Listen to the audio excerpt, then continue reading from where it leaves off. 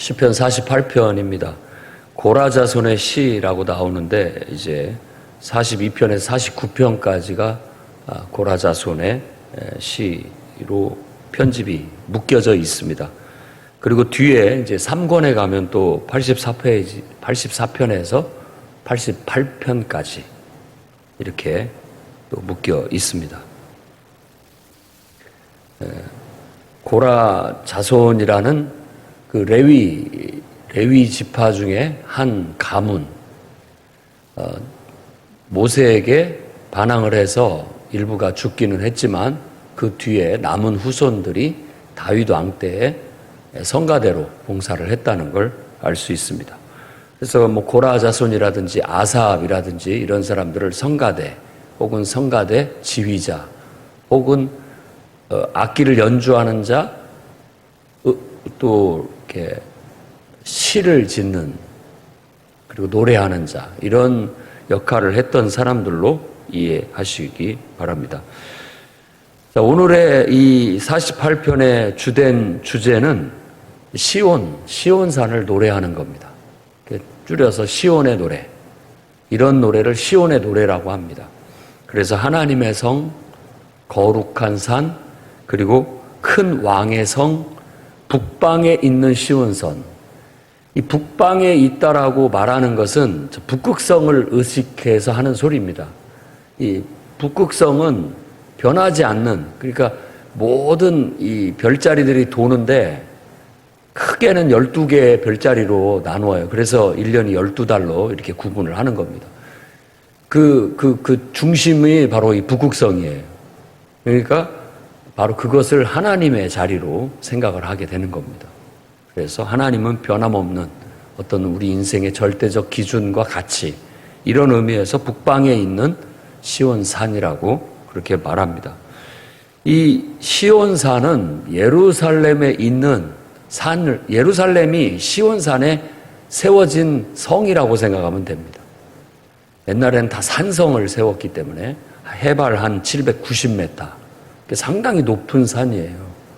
790m면은 뭐 이쪽 비악산 우리는 200m 정도밖에 안 되는 그런 산이죠. 근데 790m, 거의 800m 되는 산이면 상당히 높은 산인데 거기에 바로 예루살렘이라는 성이, 도시가 세워져 있어요. 근데 이 예루살렘을 다윗 왕이 점령을 했고 그 성을 이제 다윗성이라고도 하고, 그것이 이제 시온산 위에 세워졌다고 해서 시온성이라고도 그렇게 부릅니다. 근데 이것이 이제 그곳에 하나님의 성전이 지어짐으로 인해서 그것 자체가 하나님의 도성, 어떤 하나님이 계시는 보좌, 이런 것을 상징하게 됩니다. 그래서 이런 이미지는 이제 계시록의 묵시 문학인 계시록이나 또 성경의 예언자들이 이걸 상징적으로 바로 하나님이 계신 곳 혹은 하나님의 나라, 이런 의미로 상징적으로 쓰게 됩니다. 요한계시록에도 하늘에서 거룩한 성 예루살렘이 내려오는 것을 봐요. 성이 내려오는데 사실은 그 성 자체가 구원받은 하나님의 어린 양의 신부로도 묘사를 하게 되죠. 그러니까 거룩한 하나님의 백성을 상징하기도 하고 하나님의 나라를 상징하기도 하고 그렇습니다. 하나님이 통치하시는 세계, 그런 것을 상징적으로 말하는 이미지로 쓰여지게 됩니다. 아무튼 우리 신앙 속에는 하나님이 계신 곳, 하나님이 좌정하신 곳, 하나님이 임재하여 계신 곳, 그곳은 아주 너무나도 거룩하고 아주 성스러운 그런 이미지로, 그런 의미로 받아들이게 되는 겁니다. 그러니까 예루살렘, 성지순례를 가보면 알겠지만 예루살렘이라는, 또 이스라엘이라는 나라, 그 땅, 그렇게 아름답거나 좋지 않습니다. 그런데 이제 하나님에 대한 사랑, 하나님에 대한 경외심이 그곳을 거룩하고 아름답게 느끼게 만드는 것이죠. 사랑이 사람을 그렇게 만드는 겁니다. 이런 의미에서 이 터가 높고 아름답다고 노래하고 세계가 그곳을 즐거워한다라고 노래하고 있습니다. 왜냐하면 그곳에서 하나님이 통치를 하시고 그곳에서 하나님을 예배하고 그곳에서 하나님의 구원이 이루어지고 그곳에서 하나님의 통치가 이렇게 펼쳐지기 때문에 모든 하나님의 은혜와 은총이 그곳에서부터 흘러나온다고 믿기 때문에 사람들이 그곳을 아름답고 또 위대하고 그리고 정말 기쁨의 동산처럼 느끼게 된다는 거예요. 그렇다면 이제 이런 말씀을 우리가 이렇게 묵상하면서 우리에게도 그런 곳이 있는가라고 이제 여러분들이 섬기고 예배하고 기도하는 그곳이 여러분들도 이런 거룩한 성, 이 시온성처럼 느껴져야 됩니다. 내가 하나님의 임재가 있다라고 믿고 그곳에 가서 기도하고 하나님을 만나고 그럼으로써 이것이 하나의 상징화돼서 내 삶의 은혜의 통로로 자리를 하게 되는 겁니다. 그러니까 이스라엘 백성에게 있어서는 예루살렘 성전, 이것은 그들에게 있어서는 마음의 고향이죠. 마음의 고향, 영혼의 고향. 그리고 우리가 어떻게 보면 섬기는 교회라고 하는 것은 바로 여러분들의 영혼의 고향, 영혼의 항구, 안식처. 다 이것이 이렇게 복합적으로 이렇게 상징화되고 의미화돼서 여러분의 삶의 자리에 자리를 해야 되는 겁니다. 이런 전반적인 큰 틀에서의 신학을 땅의 신학이라고 합니다. 땅의 신학. 하나님의 나라는 하나님의 통치가 이루어지는 어떤 영역 세계를 말하는 건데 그것이 그냥 우리 마음속에 하나님을 섬기면 되지, 내 안에 하나님의 통치가 이루어지면 되지라고 말하는데 그게 틀린 말이 아니고 이상적이고 옳은 말임에도 불구하고 그것이 우리의 삶의 어떤 현장성이 없으면 떠도는 구름처럼 실현이 안 돼요. 그러니까 성육신이 이루어져야 이 땅에 뭔가 영향이 이루어지고 뭐가 나타나는데 그게 아니고 그냥 그런 어떤 이념만 가지고 있다 본다면 그건 그냥 뜬구름 잡는 신앙이 돼버릴 수밖에 없다라는 그런 단점을 보여줍니다. 그래서 반드시 유대인들이 왜 그토록 그 땅, 가나안 땅 이걸 얘기하느냐? 하나님의 약속이고 또 그곳이 자신들이 하나님을 섬기고 하나님의 뜻을 펼쳐야 할 현장이라고 믿었기 때문에 그 땅에서 하나님의 역사가 이루어지고 그 땅에서 자신들의 삶이 이루어지고 그 속에서 하나님의 그 모든 것들을 경험할 수 있기 때문에 그 땅을 그토록 그들이 목숨 걸고 늘 추구하고 나아가려고 했던 바인 겁니다. 예루살렘도 이제 그런 개념으로 봤을 때 우리가 뭐 성전이 교회냐 이런 얘기도 하고 건물이 교회냐 뭐 이렇게 얘기하기도 하는 말들이 있습니다. 그런 논리나 이론적으로 틀린 말은 아니죠. 그 말이 맞습니다. 교회라는 것은 모임 자체를 말하는 것이니까요. 그런데 이 모임이라는 것이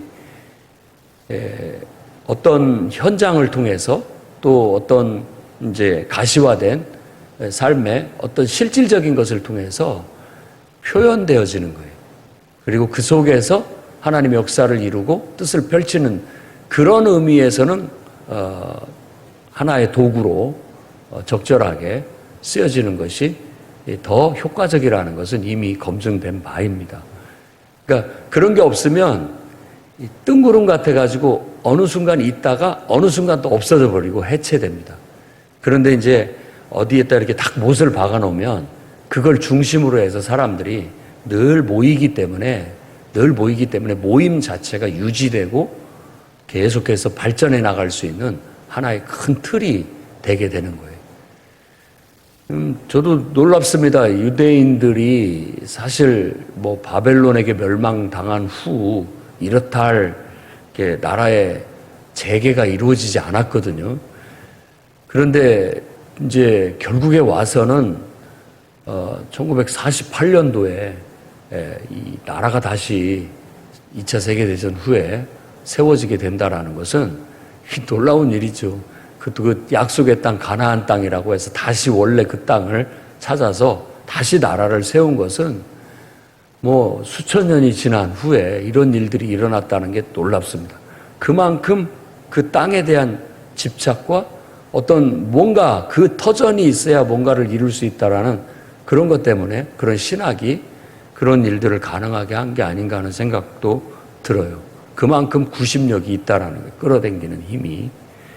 우리의 신앙생활에 있어서도 내가 섬기는 교회, 내가 마음을 두고 그곳에서 하나님을 만나고 하나님의 임재를 경험하고 그곳에서 하나님의 은혜를 경험하고 응답받고 하나님과 동행하고 하나님의 역사를 이뤄가는 터전으로 삼는 게 필요하고 영혼의 고향처럼 우리 마음의 고향처럼 교회를 섬긴다면 정말 그 속에서 여러분들도 많은 추억과 또 하나님의 역사와 하나님의 능력을 경험하는 그런 은혜를 있게 될 것입니다. 자, 이렇게 터가 높고 아름답고 세계가 즐거워하고 하나님이 통치하고 예배하고 구원이 이루어지고 하나님의 은혜와 축복이 흐르는 이 하나님의 성, 만군의 여호와의 성, 우리 하나님의 성, 그것을 보고 우리는 그것을 보고 어떤 사람들은 두려워합니다. 그러니까 이 원수들을 말하는 게 4절에서 8절은 원수들. 그러니까 하나님을 인정하지 않고 하나님의 임재 속에 들어오지 못하고 그분을 섬기지 않는 자들에게는 떨림, 고통, 파괴가 이루어지는 거예요. 그러니까 이게 하나님의 심판이 일어나는 것이죠. 하나님을 보고 두려워 떨고 또 하나님으로 인하여 고통을 경험하게 되고 또 파괴를 경험하게 되는데 그 고통은 해산하는 여인 같은 고통을 말하고 파괴는 다시스의 배, 그러니까 아주 멋진 배, 튼튼한 배, 뭐 최고급 배라고 생각을 하시면 되겠습니다. 다시스 하면 저 멀리 저 스페인을 지중해를 통해서 오가는 배니까 아주 큰 범선이라고 생각해야 돼요. 근데 그런 배도 파선을 하게 되는 그런 위험, 능력, 바로 이 성으로부터 그런 영향력이 나타난다라는 걸 보여주고 있는 거예요. 그러니까 안 믿는 사람들은 말하자면 하나님의 거룩한 교회를 보고 죄를 짓고 두려워하거나 또 하나님의 심판으로 인해서 고통을 받거나 인생이 깨지게 되는 그런 일들도 일어날 수 있다는 이 성전 자체가 하나님의 거하시는 거룩한 교회가 세워져 있는 것 자체만으로도 세상에 빛을 비춰내고 세상에 소금과 같은 영향력을 나타내게 된다는 거예요. 그러니까 교회가 하나 세워지는 것 자체가 귀하고 의미 있는 일이라고 볼 수 있는 것이죠. 그 다음에 9절에서 11절에는 이제 정말 하나님의 전을 사모하는 사람들에게 주어지는 혜택, 이런 걸 얘기하고 있습니다. 그곳에 가서 주의 인자하심을 묵상하는 거예요. 하나님의 사랑, 이 인자하심이라는 건 헤세드라고 해서 하나님을 사랑에 나타내는 가장 대표적인 용어죠. 하나님의 속성을 나타내는. 그래서 하나님 앞에 예배 드리러 가서 하나님의 인자하심을 한없이 우리가 받습니다. 이 예배를 통해서 우리가 이 하나님의 은혜를 받고 공급받아서 살아가는 거예요. 그리고 그분의 인재가 충만하고 그분의 사랑이 충만하고 그분의 정의가 충만하고 그분의 심판이 있어서 우리가 기뻐하고 즐거워한다라는 거예요. 시온산이 기뻐하고 유다의 딸들이 기뻐한다라는 것 자체가 시온산이 기뻐한다라는 것은 바로 그분을 예배하는 자들이 기뻐하는 거고 유다의 딸들이 기뻐한다라는 것은 하나님의 백성들을 말하는 거예요. 딸이라는 표현은 하나님의 백성들의 대명사입니다. 그렇게 지칭을 하는 거죠. 하나님의 백성들이 다 같이 즐거워하는데 주의 심판을 즐거워한다라는 말을 또 이 개념을 잘 모르는 분들은 의아하게 생각할 수 있어요. 왜 심판을 받는 것을 싫어해야지 좋아하느냐라고 하는데 이게 정의를 바로 세운다는 면에 있어서 우리가 즐거워한다는 겁니다. 악과 저주, 그 고통 속에 신음하고 있는 사람은 하나님이 빨리 와서 그걸 싹 때려잡고 바로 세워주기를 바라는 거예요. 그게 기쁨이죠. 그게 기쁨이에요. 예를 들어 억울하게 당하고 있는 사람인데 누가 힘 있는 사람이 와서 딱 그걸 바로잡아서 그 억울함을 탁 풀어준다면 얼마나 우리가 기쁘고 감사하겠어요. 그런 의미에서 주의 심판이. 그러니까 이 하나님의 성에서부터 모든 영향력이 이렇게 나타나게 되는 겁니다. 하나님의 사랑도 펼쳐지고 하나님의 정의도 실현되어지고 그로 인하여서 온 세상에 하나님의 심판이, 하나님의 통치와 다스림이 이렇게 펼쳐지니 당연히 우리는 그분의 은혜를 잊고 그분의 사랑을 잊고 그분의 정의 아래서 기뻐하고 또 즐거워한다라는 겁니다. 12절에서 14절은 바로 이 시온산을 돌면서 둘러보고라고 하는 말이 순례를 말하는 겁니다. 예루살렘 순례. 그러니까 지금 우리로 말하자면 멀리 살면서도 예배당에 오는 것, 찾아오는 것 그 자체를 기뻐하고 즐거워하는 거죠. 그러니까 유대인들은 예루살렘 가는 걸 좋아해요. 마치 우리가 서울 구경 가듯이, 서울 구경 가는 걸 좋아하듯이, 뭐 아주 막 가고 싶은 곳, 예를 들어 무슨 어떤 놀이동산 같은 그런 곳에 가는 기분으로 그곳을 가는 겁니다. 그곳에 가서 거기서 그것을 즐기고 즐거워하다 아쉬운 마음에 또 삶의 현장으로 돌아가고 늘 그곳에 다시 오고 싶은 마음을 간직하고 살다가 또 그곳에 오는 그 마음의 기쁨과 즐거움, 순례자의 마음. 그래서 그곳에 와서 은혜를 받고 그분을 만나고 정말 그런 경험을 하게 되고 그것을 또 후대에 전해주고 다른 사람들에게 그것을 전해주는 것을 말합니다. 그러니까 이건 선교, 전도의 의미를 담고 있는 것이죠. 그래서 하나님은 영원히 우리 하나님이시니 우리가 죽을 때까지 우리를 인도하신다라는 그런 신앙 고백으로 이 시는 끝이 나게 됩니다. 이렇게 땅의 신학, 곧 어떤 하나님의 임재를 경험하는 장소, 또 경험하는 어떤 예식, 경험하는 어떤 행사, 이런 것들이 형식적인 것이 아니라 그런 것들을 통해서 우리는 하나님의 임재를 더 깊이 느끼게 되고 우리의 삶에 경험하게 되면서 간직하게 되는 거예요. 아름다운 추억으로. 그래서 한번 생각해 보십시오. 예루살렘 성을 가서 거기서 보는 그 막 사람들 북적대고 즐거워하는 광경, 또 소리, 그리고 거기서 늘 나는 냄새, 그리고 느끼는 감촉, 막 혼잡함과 즐거움과 노랫소리와 악기소리와 맛있는 냄새, 그리고 막 즐거운 축제, 이런 모든 것들을 경험하는 그 경험, 이런 것들이 하나님에 대한 사랑과 이렇게 섞여서 하나님의 임재와 섞여서 그 느낌이 곧 하나님에 대한 기쁨, 즐거움과 이렇게 섞여서 복합적으로 우리 안에 간직되어지게 되고 그것을 우리가 추억이라고 하는 겁니다. 그러니까 우리가 예배당을 가는 것, 물론 유튜브를 통해서 예배를 드리는 것도 나름대로 말씀을 듣고 깨닫고 또 내 스스로가 진지하게 기도도 하고 이렇게 할 수도 있는 면이 있습니다만은 이런 현장에 와서의 느낌을 경험하기란 어렵죠. 그래서 이런 현장에 나와서 또 눈으로 보고 귀로 듣고 감촉 몸으로 느끼고 냄새로 또 맛으로 모든 것들이 어우러질 때 그것이 곧 하나님을 예배하는 하나의 일환이 되는 거고 도구가 되는 거고 그런 것을 통해서 우리 안에 하나님이 어떤 이런 감각으로 체득되어지고 체험되어지고 간직되어지는 거예요. 그것이 말하자면 나와 하나님을 연결시키는 하나의 연결끈 같은 거예요. 다 그것이 연결되어져서 그런 것을 통해서 내가 감각으로 하나님을 경험하게 되고 하나님이 나한테 이렇게 묶여 있는 것 같은 나와 하나님이 연결되어져 있는 하나의 그런 것들이 되어질 수 있다라는 거예요. 만질 수 없는 하나님, 하나님은 만질 수도 없고 느낄 수도 없는 영적 실체잖아요.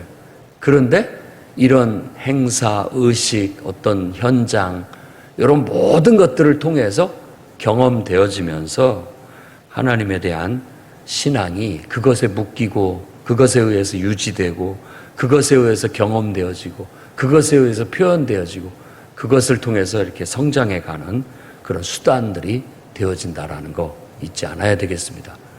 그래서 건물이 교회냐, 뭐 행사가 그 형식적인 것이지 그게 예배냐, 뭐 여러 얘기들을 이상적인 얘기를 합니다만은 저는 껍데기 없는 알맹이라고 생각해요. 알맹이는 껍데기가 없으면 보존되지 않습니다. 껍데기가 없으면 그게 오염되고 그게 망가져서 어떻게 그걸 누릴 수가 있습니까? 껍데기가 필요 없다라고 말하는 것은 어리석은 거예요.